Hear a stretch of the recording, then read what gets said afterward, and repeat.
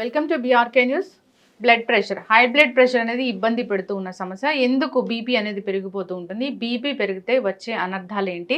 మరి జాగ్రత్తలు ఏం తీసుకోవాలి? వివరాలు తెలుసుకుందాం. ఈరోజు మనతో పాటు ఉన్నారు ప్రముఖ internal medicine specialist doctor Rajesh Ukkala గారు. డాక్టర్ గారు నమస్తే. నమస్తే.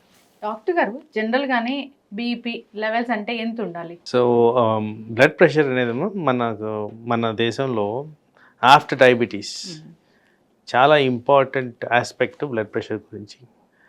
ఇప్పటికి కూడా చాలామందికి డిస్పైట్ మెడికల్ అవేర్నెస్ మా ఏజ్ కింద ఉంటే చాలు కదా అనేది ఒక అపోహ ఉంది.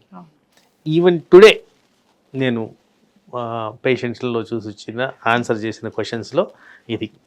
So in general for anybody 120, 80 and below is normal. So ఇది అప్ టు 140, 90 వరకు యాక్సెప్టబుల్ సిచ్యువేషనల్గా. అంటే ఈ బ్లడ్ ప్రెషర్ అనేది ఒక వేరియబుల్ కాంపనెంట్. అంటే మనం పరిగెట్టాము, కాస్త బీపీ పెరుగుద్ది, నవ్వాము, బీపీ పెరుగుద్ది, నిద్రపోలేదు, బీపీ పెరుగుద్ది, కాసేపు నిద్రపోయాము, బీపీ తగ్గుద్ది.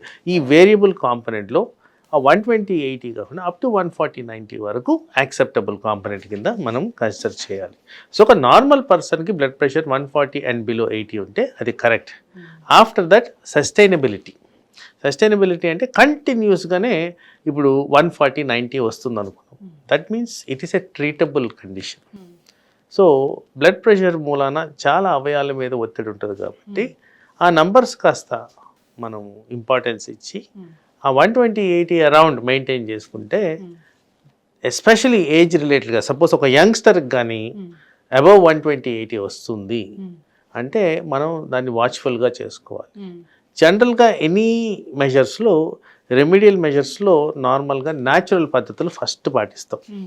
ఇందాక నేను చెప్పినట్టు ఏదో కారణంగా బీపీ పెరిగిందా అంటే నేను కొన్ని చెప్పలేదు. అక్కడ కాఫీ తాగినా పెరుగుద్ది, ఆల్కహాల్ తాగినా పెరుగుద్ది, సిగరెట్ తాగినా పెరుగుద్ది. సో ఇలా చాలా కారణాల వల్ల బ్లడ్ ప్రెషర్ అనేది పెరుగుద్ది. ఆ పెరగడం అనేది సస్టైన్డ్గా మోర్ దెన్ 140, 90 కానీ ఉంటే దెన్ మెడిసిన్ అనేది అవసరం పడుతుంది. సో ఒక యంగ్స్టర్లో ఇలాంటివి కనబడుతున్నాయంటే రివర్సిబుల్ కాంపనెంట్స్ అంటే avoiding things which can cause blood pressure అనేది చాలా ఇంపార్టెంట్గా మనం గమనించుకోవాలి. బ్లడ్ ప్రెషర్ని క్లాసిఫికేషన్ చేసేసారు స్టేజెస్ కింద. సో నేను చెప్పినట్టు 120/80 నార్మల్ కింద అండ్ బిలో అంటే దాని నుంచి ఒక 10 అబవ్ వేసుకుంటూ పోతుంటే అది స్టేజెస్ కింద stage 1, stage 2 and malignant hypertension అని కూడా కేటగరైజ్ చేయడం జరిగింది. సో స్టేజ్ 1 కూడా కాదు, మనం ప్రీ హైపర్టెన్సివ్ స్టేజ్లోనే జాగ్రత్తలు తీసుకొని ఎక్కువ పెరగకుండా అవాయిడ్ చేసుకోవడం అనేది ఇంపార్టెంట్. డాక్టర్ గారు, ఇప్పుడు 130 అలా వస్తూ ఉందంటే అప్పుడు డాక్టర్ దగ్గరికి వెళ్ళి చెకప్ చేయించుకోవాల్సిన అవసరం ఉంది. ఇక్కడ risk stratification or customisation to the patient. Suppose ఒక పర్సన్ ఉన్నారనుకున్నాం, మేబీ అరౌండ్ 35 years, 130, 85 అలా వస్తూ ఉంది. ఆయనకి వేరే అసోసియేటెడ్ కండిషన్స్ ఏవీ లేవు. అంటే ఏవీ లేవంటే ఉపకాయం కూడా లేదు, అంటే రిస్క్ ఫర్ హెల్త్ డిజీజ్ అనేది ఏవీ లేకుండా ఉన్నప్పుడు ఆయన్ని న్యాచురల్ రెమెడీస్ కింద మనం కన్సిడర్ చేసేసి బాడీ మాస్ ఇండెక్స్ ఎలా ఉంది, సాల్ట్ ఇంటేక్ ఎలా ఉంది, ఎక్సర్సైజ్ యాక్టివిటీ ఎలా ఉంది, నిద్ర ఎలా ఉంది, ఇవన్నీ రివర్సిబుల్ కాంపనెంట్స్. ఇవన్నీ చేసి కూడా ఇంకా పర్సిస్టెంట్గా ఉంటే అప్పుడు మీరు అన్నట్టు డాక్టర్ని సంప్రదించి ట్రీట్మెంట్ తీసుకోవాల్సిన అవసరం ఉంటుంది. బట్ ఫస్ట్ ఇన్వెస్టిగేషన్స్, ఏ కారణంగా ఇది వచ్చి ఉండొచ్చు, దీన్ని ఎలా రివర్స్ చేయొచ్చు అనేది మోస్ట్ ఇంపార్టెంట్. ఓకే, ఇప్పుడు చాలా బ్లడ్ ప్రెషర్ వచ్చింది అంటే 140 దాటి వచ్చింది అన్నప్పుడు అంటే అది ఆల్ ఆఫ్ సడన్గా పెరుగుతుందా డాక్టర్ గారు? జనరల్గా ఎప్పుడు బ్లడ్ ప్రెషర్ అనేది చాలా హై అయిపోతుంది, ఒక 200 వరకు వెళ్ళే సిచ్యువేషన్ అనేది ఉంటుంది?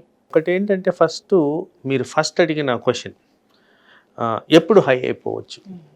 సో దానికి రెలవెన్స్గా మనం ఎప్పుడు దీన్ని కరెక్ట్గా తీసుకోవాలి అంటే కన్సిస్టెంట్గా more than 2 to 3 times in a week at different times of the day 140 and 90 above వస్తుందంటే ఎస్, ఇది హయ్యర్ బ్లడ్ ప్రెషర్, దీనికి డాక్టర్ని సంప్రదించాల్సిన అవసరం ఉంది. మీరు అడిగిన సెకండ్ క్వశ్చన్ ఎప్పుడు చాలా హై అయిపోద్ది, 200 దగ్గరికి ఎప్పుడు వెళ్ళిపోద్ది. జనరల్గా ఇది ఎమోషనల్కి ఎక్కువగా రిలేటెడ్ ఉండేది. సో ఎక్కువగా కోప్పడ్డారు, ఇది ఎక్కువ సాధారణంగా జరిగేది. ఆ కోపపడిన టైంలో బాడీలో కొంత మార్పులు వస్తాయి, హార్మోనల్ సర్జ్ అంటాం, అవి జరిగినప్పుడు బీపీ పెరిగేదానికి ఆస్కారం ఉంది. ఒక యంగ్స్టర్లో మేబీ తట్టుకోగలుగుతారేమో కానీ ఏజ్ పెరిగే కొన్ని దానివల్ల అనర్థాలు చాలా ఎక్కువ. కామన్గా వచ్చేది heart attack, brain attack. So ఇది బ్రెయిన్ అటాక్కి దారితీస్తుంది కాబట్టి సాధారణంగా మనం హాస్పిటలైజేషన్ అయిన తర్వాత చెప్పేది ఏంటంటే, అరే ఈయనకు హార్ట్ అటాక్ వచ్చింది, ఈయనకు బ్రెయిన్ అటాక్ వచ్చింది. అందరూ మిస్ అయ్యే పాయింట్ ఏంటంటే బ్లడ్ ప్రెషర్ మూలాన వచ్చింది, అది వైస్ వర్స కాదు. ఆయనకు హార్ట్ ఎఫెక్ట్ అయినందువల్ల బీపీ పెరగడం కాదు, ముందు నుంచే బ్లడ్ ప్రెషర్ హై ఉన్నందువల్ల ఎఫెక్ట్ అయింది. ఎందుకు ఇది చాలా క్లియర్గా చెప్తున్నానంటే, చాలా మటుకు క్లినికల్ కాంటెక్స్లో, ఇన్ ప్రాక్టీస్లో నెగ్లిజెన్స్ చాలా ఎక్కువ ఉంది, blind I towards blood pressure ఉంది. ఇన్ఫ్యాక్ట్ కొన్ని ఇంటర్నేషనల్ పబ్లికేషన్స్లో మన దేశంలో ఆల్మోస్ట్ ఒక 15 years అర్లీగా చనిపోతున్నారు జస్ట్ బికాస్ దీన్ని సరిగ్గా కంట్రోల్ చేయలేకపోతున్నారు ఆర్ యాక్సెప్ట్ చేయలేకపోతున్నారు అన్నారు.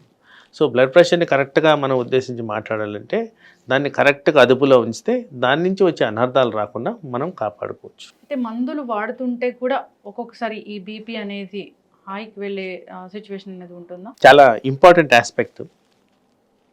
ఇక్కడ ఇన్ ప్రాక్టీస్ మాకు ఉన్న ఒక పెద్ద ఛాలెంజ్ ఏంటంటే, మీరు ఒక పేషెంట్గా వచ్చారనుకుందాం, బ్లడ్ ప్రెషర్ అట్లా అబ్నార్మల్గా వచ్చింది, నేను ట్రీట్మెంట్ ఇచ్చాను, 3 నెలలు వాడారు, ఇంకా నార్మలే ఉందని కానీ మానేస్తుంటారు. అది ఫస్ట్ పాయింట్. ఆ మానేసినప్పుడు ఏమవుతుందంటే ప్రెషర్ కుక్కర్కి ఆ ప్రెషర్ తీయకుండా లిడ్ ఓపెన్ చేసినట్టు ఇంపాక్ట్ బాగా ఎక్కువ ఉంటుంది బాడీ మీద, ఎందుకంటే సడన్గా బ్లడ్ ప్రెషర్ పెరిగిపోద్ది. అది number 1. Number 2, okay blood pressure diagnose చేశారు, నేను చెప్పినట్టు రివర్సిబుల్ ఫ్యాక్టర్, న్యాచురల్గా తగ్గించుకునే ప్రాసెస్లో ఉన్నారు, బట్ ఒక పర్టికులర్ ఫంక్షన్ అటెండ్ అవ్వడమో ఆర్ జిమ్ యాక్టివిటీ అటెండ్ అవ్వడమో or emotional disturbance, fighting something జరిగింది. ఆ జరిగినప్పుడు ఏమవుతుందంటే ఈ ఎమోషన్స్ కారణంగా విపరీతమైన బ్లడ్ ప్రెషర్ సడన్గా పెరిగేదానికి ఆస్కారం ఉంది. కానీ అక్కడ మనం దాన్ని ముందు నుంచి అదుపులో ఉంచుంటే ఈ అనార్థానికి దారి తీయకుండా, అంటే తరచుగా మనం ఫ్రీక్వెంట్గా చూస్తున్నాం, జిమ్లో యాక్టివిటీ చేస్తూ కొలాప్స్ అయిపోయారు, ఈయనకి హార్ట్ అటాక్. అందరికీ హార్ట్ అటాక్ వచ్చిందని చెప్తున్నారే కానీ దానికి అసలు మెయిన్ రీజన్ ఏంటి, హార్ట్ అటాక్ రాకముందు ఏం జరిగింది అనేది ఎక్కడ మనం దాన్ని ఎస్టాబ్లిష్ చేయడం కూడా కష్టమే. అంటే జనరల్గా హార్ట్ అటాక్ వచ్చిందంటే డాన్స్ చేస్తున్నప్పుడు, అంటే బాగా ఫిజికల్ యాక్టివిటీ చేస్తున్నప్పుడే వస్తుందనే కదా డాక్టర్ గారు, అంటే బీపీ పెరిగినట్టు మోస్ట్ లైక్లీ అది ఉంటుంది. కానీ సరిగ్గా చేసుకొని దాన్ని క్లారిటీగా ఎస్టాబ్లిష్ చేయడం అనేది జరగట్లేదు కాబట్టి బీపీని అంత ఎక్కువగా మనం హైలైట్ చేయలేకపోతున్నాం. వాస్తవానికి any brain attack, heart attack most common reason దీనికి సంబంధించి డయాబెటీస్ కానీ, బ్లడ్ ప్రెషర్ కానీ, హై కొలెస్ట్రాల్ కానీ, ఇవే ఉంటాయి కారణాలు. సో అందుకోసం one of the important component అక్కడ బ్లడ్ ప్రెషర్ కాబట్టి దాని మీద ఎక్కువ ఫోకస్ చేయాలి, దాని మీద ఎక్కువగా ఇంపార్టెన్స్ ఇవ్వాలి. స్లైట్ డీవియేషన్స్ ఉన్నా కానీ ఏముందిలే అనేది కాకుండా దాన్ని ప్రాపర్గా అసెస్ చేసుకొని న్యాచురల్ పద్ధతుల్లోనే కూడా మనం తగ్గించుకునే విధంగా దాన్ని చేసుకోవచ్చు. అయితే డాక్టర్ గారు, ఇప్పుడు బాగా బీపీ పెరిగిపోతే హార్ట్ అటాక్ కానీ బ్రెయిన్కి సంబంధించిన ఇష్యూ కానీ వస్తుందా? అంటే ఇంకా చాలా అనర్థాలు ఉన్నాయి. బేసిక్లీ టాప్ టు బాటమ్ తీసుకుంటే బ్లడ్ ప్రెషర్ మూలన డైరెక్ట్గా ఎఫెక్ట్ అయ్యేది ఏంటి, కళ్ళు. సో హైపర్ టెన్సివ్ రెటినోపతి అంటాం, దాంట్లో చాలా రకాలు ఉన్నాయి. తర్వాత బ్రెయిన్ స్ట్రోక్స్ రావడం, ఈ డిమెన్షియా రావడం, వివిధ రకాల బ్రెయిన్ స్ట్రక్చరల్ అబ్నార్మాలిటీస్ రావడం, ఇలాంటివన్నీ జరుగుతాయి. అలాగే హార్ట్ మీద heart failure, heart arrhythmias, heart functionality కోల్పోవడం, ఇలాంటివన్నీ, లెఫ్ట్ వెంట్రుకులర్ హైపర్ట్రోఫీ, చాలా ఉన్నాయి. హార్ట్ మీద కూడా వివిధ రకాల అబ్నార్మల్ థింగ్స్ జరుగుతాయి. అలాగే ఇంకా కొద్ది కిందకు వస్తే కిడ్నీస్ మీద చాలా సాధారణంగా కిడ్నీకి బ్లడ్ ప్రెషర్కి కనెక్షన్ ఉంటుంది, ఎందుకంటే రెగ్యులేషన్ అంతా అవి రెండు కనెక్టెడ్ ఉంటుంది. సో అబ్నార్మల్ బ్లడ్ ప్రెషర్ కారణంగా కిడ్నీ మీద ఒత్తిడి వచ్చి కిడ్నీ ఫెయిల్యూర్కి దారితీయడం, డయాలిసిస్కి దారితీయడం, ట్రాన్స్ప్లాంట్కి దారితీయడం, ఇలాంటివన్నీ జరుగుతాయి. ఇవి majority of the abnormal things. But మైనర్గా కూడా ప్రతి బ్లడ్ వెజల్లో ఈ ప్రెషర్ ఎఫెక్ట్స్ వల్ల కాస్త మనం వినుంటాం అథెరోస్క్లిరోసిస్, అంటే ఆ బ్లడ్ వెజల్లో సప్లై అయ్యే బ్లడ్ వాల్యూమ్ తగ్గిపోవడం, స్టిఫ్నెస్ పెరగడం. సో ఇలాంటి చాలా అబ్నార్మాలిటీస్ బ్లడ్ ప్రెషర్ మూలాన మన బాడీలో జరుగుతాయి. బీపీ టాబ్లెట్ వేసుకుంటూ కూడా బీపీని కంట్రోల్ చేసుకొని పూర్తిగా రివర్స్ చేసుకునే అవకాశం కూడా ఉంటుందా డాక్టర్ గారు? అంటే ఇక్కడ నేను ఫస్ట్ చెప్పిన విధంగా ప్రైమరీ ఆరిజిన్ ఆఫ్ బీపీ ఎక్కడి నుంచి వచ్చింది. సో బీపీ కాంపనెంట్స్లో ఫస్ట్ మనం అనుకుందాం నిద్ర సమంగా పోనందుకు వచ్చింది అనుకుందాం. మరి నిద్ర సమంగా అయిందా లేదా అనేది చూసుకోవాలి. అది ఒక్క కారణమా కాదా అని చూసుకోవాలి. సాధారణంగా ఎలా ఉంటుంది, నిద్ర సరిగ్గా పోనందుకు జనరల్గా ఉబకాయం అనేది ఒక కామన్ సైడ్ ఎఫెక్ట్. మరి ఊబకాయం వచ్చినప్పుడు కొలెస్ట్రాల్స్ పెరుగుతాయి. సో ఇట్లా వాట్ ఈస్ దేర్, ఆ పర్సన్లో ఏ కారణాల వల్ల బీపీలు ఎస్టాబ్లిష్ అయ్యేది చూసుకోవడం ఇంపార్టెంట్. ఎంత రివర్సిబిలిటీ తీసుకొచ్చావు అనేది ఇంపార్టెంట్.